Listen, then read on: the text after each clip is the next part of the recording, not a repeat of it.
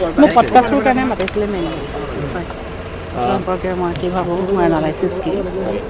এই ধৰণৰ কথা পডকাষ্টৰ বাহিৰেও কেমেৰা আৰু কিবা কথা কৈছিল নেকি জুবিন দাই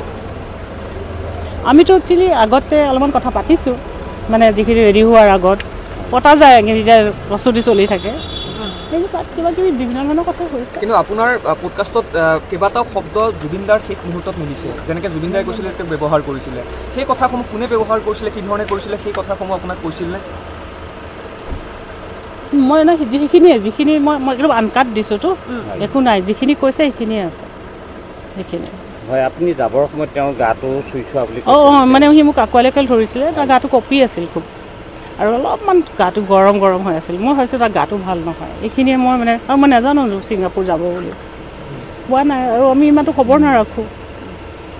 পডকাষ্টটোৰ বাদেও যেতিয়া আপুনি কথা পাতিছিলে কিবা তেনেকুৱা বেলেগ পডকাষ্টৰ ভিতৰতেই মেইনলি কৈছে আৰু তাৰপিছত মিতালৰ কথাখিনিতো মই ৰেকৰ্ড কৰিলোঁ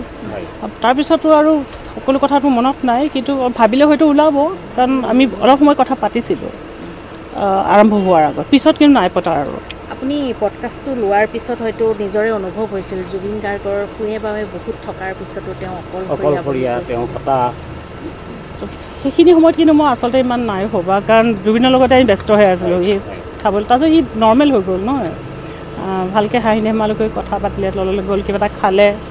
তাৰপিছত তললৈ নামি আহিলে চবে বেৰি ধৰিলে ফটো চটো উঠিলে তেতিয়া সি মোক ধৰিছিল মোক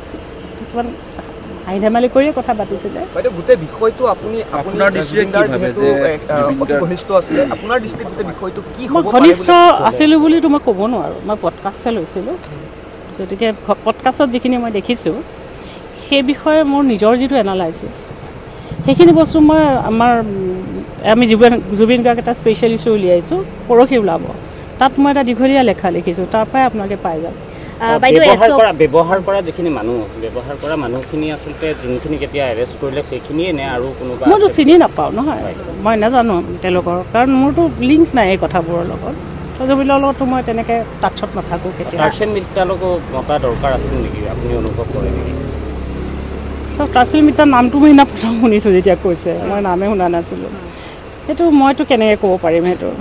তেওঁলোকে তদন্তকাৰীসকলে জানিব কাক মাতিব লাগে বাইদেউ